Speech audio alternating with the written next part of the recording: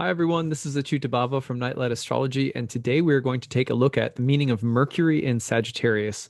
This is a part of my ongoing series called Planets in Profile. Been taking the planets through each of the 12 signs. We started off with Venus and Mars. Now we're hopping over to Mercury. I try to keep up with the actual transit of Mercury through the 12 signs as we're going here in December of 2020. Mercury has just jumped into Capricorn, so I'm a little bit behind. But this is a video to give you a little bit of an understanding of Mercury and Sagittarius. Before I do that, I also want to remind you guys, I'm at the last 40 days of the calendar year right now and raising funds for my annual Kickstarter.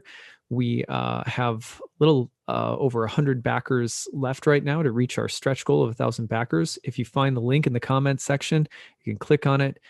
Please donate and support my work if you appreciate it. You can pick up some rewards or even half off tuition to any of my online certification programs. All right, so let's dive in. The most important thing to understand about Mercury in the sign, in any sign, is whether or not Mercury is in its home sign or the sign of another planet. And that's going to give you a lot of information about how to interpret Mercury. When Mercury is in the sign of Sagittarius, it is in the double-bodied masculine fire sign of Jupiter. So it's the temple of Jupiter.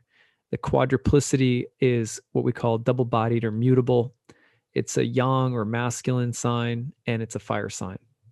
You put all of those together, and that's how we make an interpretation of Mercury in the sign of Sagittarius. But remember that you always have to read the location of the ruling planet somewhere in the chart. So if you're looking at your birth chart and you're saying, hey, I've got Mercury in Sagittarius, or I know somebody who does, remember you can't interpret it in a vacuum. You have to look at where Jupiter is located, because Mercury is a guest in the temple of Jupiter.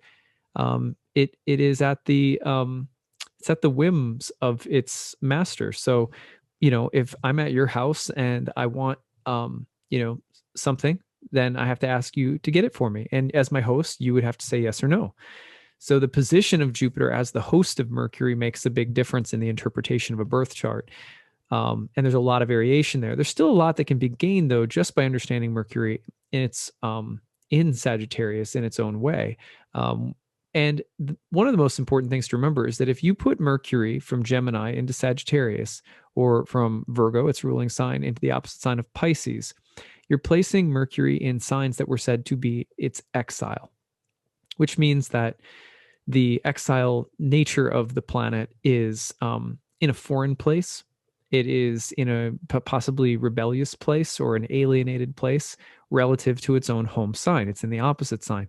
And there are planetary contrarieties built into the sign. So Mercury is a little different than Jupiter. Jupiter is a little different than Mercury. When you put them in each other's signs, they have to contend with qualities that are essentially opposite to their own natural symbolism. For example, Mercury is a planet that loves argumentation and debate and taking things apart, whereas Jupiter likes to put forth something that they believe in and will put faith in it and assert it as the whole truth and nothing but the truth.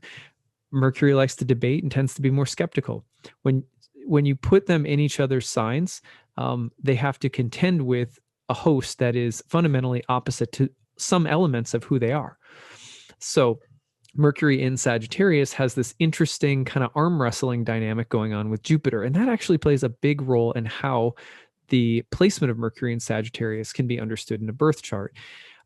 So you have the pairing of the mental, analytical, technical qualities of Mercury. You have communication and even to a certain extent the voice. And you have Jupiter, and you have this quality that is more it's more grandiose. It has more to do with order and law and piety and faith and things like that. So how do these two things get along, or how do you see the combination of Mercury and Jupiter? You can even just think when you're interpreting Mercury in Sagittarius, you're really interpreting Mercury through the lens of Jupiter.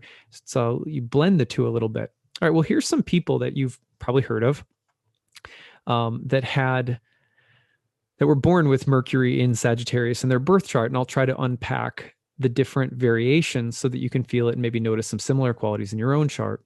For example, Isaac Newton.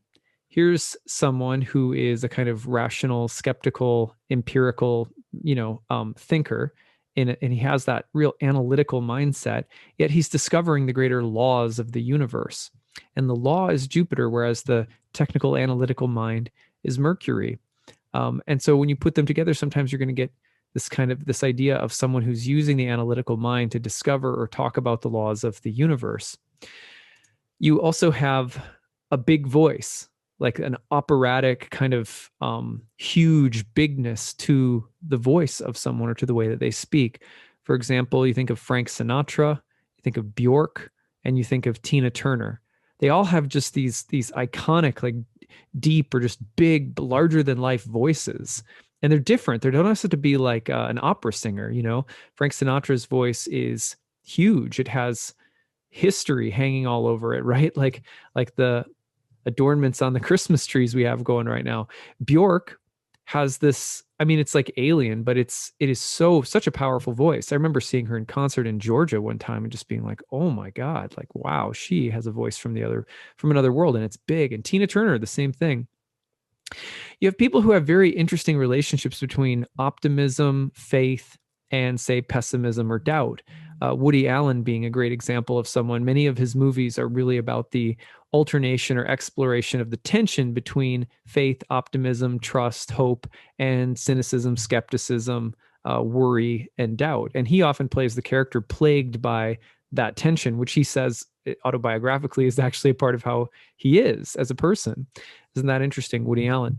You have people like Steven Spielberg, who's a very technical mind when it comes to the movies that he makes, but he also has this bigger than life, the grand epic stories that he tells. So you have others that are really interesting too. Sometimes you're going to get people who are like rebels or outlaws, the rebel or outlaw personality, because Mercury is kind of a maverick and Jupiter, Zeus is the law. So you always see Hermes sneaking around trying to deceive Zeus in the ancient stories. So Mercury can be like the maverick or the rebel in relation to Zeus, Jupiter, who is the law. So, for example, Pablo Escobar. There's a lot of other examples of this actually, where you have almost like a trickster quality mixed with someone who has a lot of authority or clout or wisdom as well. For example, Albert Camus. He's another great example of someone who is like almost preaching the gospel of this kind of existentialism, which is essentially mercurial, but the way it comes through has such bravado behind it that it ironically, he had to fight and resist throughout his life, people saying, oh, you're like a big prophet for the existentialist movement. And he was like, no, but you get that sometimes. People who look very interestingly at the relationship between law and virtue and justice and sort of turning a cynical eye towards things like religion or the law or government. For example, Fyodor Dostoevsky, who wrote Crime and Punishment, a bunch of other books too. You also have Voltaire, who was a critic of Christianity. I don't know if you guys know who Voltaire was. Critic of Christianity, but an advocate of free speech. So it's this interesting blend where you have the I'm critical toward an established law, doctrine, institution, or authority, Mercury and Sagittarius in its exile, in opposition to something, but also can end up becoming, ironically, like a high priest of something else and in opposition. So he's the critic of Christianity and like a high priest of free speech.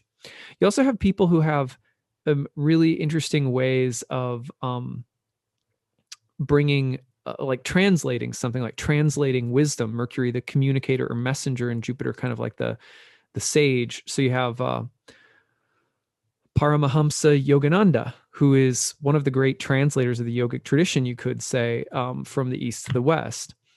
You also have Carlos Castaneda, who's one of the great translators of shamanic, sort of indigenous shamanic entheogenic, like peyote medicine, for example.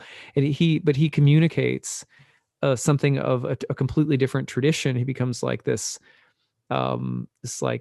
medium from two different cultures and worlds. But he's also, by the way, he's also charged with a certain amount of exaggeration in inflating his stories. That's sometimes Mercury and Sag prone to these kinds of exaggerations, which you can see repeated in other personalities as well. Sometimes the tendency to overdo something can also be seen in people who have trouble with drugs and alcohol, or people around them who have trouble with drugs and alcohol. Tina Turner comes to mind in that list that we've gone through so far. Obviously, Pablo Escobar goes to becomes this kind of criminal overlord, this kind of hedonistic extreme around drugs. And then you have also another person that comes to mind is Lamar Odom, who's a famous basketball player whose father, I believe, was a heroin addict. And he ended up having this really, really heartbreaking, encounter with drugs himself. And so there's sometimes that Mercury in Sagittarius is that the tendency, like the centaur, the animal half, can kind of take over, and you can lose your mind and go to these crazy extremes. And you do see that sometimes. Another one that's like the eccentric extreme, like Bjork a little bit, but this one would be Frank Zappa. If you guys know Frank Zappa.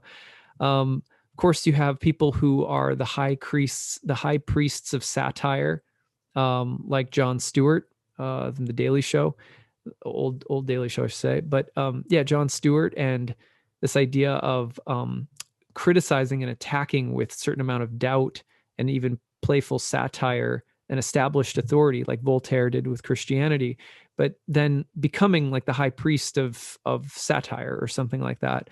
That's kind of a Jon Stewart role.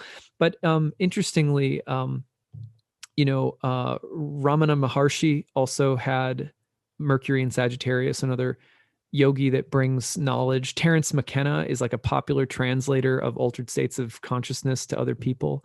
Terence McKenna, definitely rages against the institutions of the world and the modern ways of thinking. And yet he's a critic, but he's also, he weaves this kind of countercultural, entheogenic, psychedelic gospel.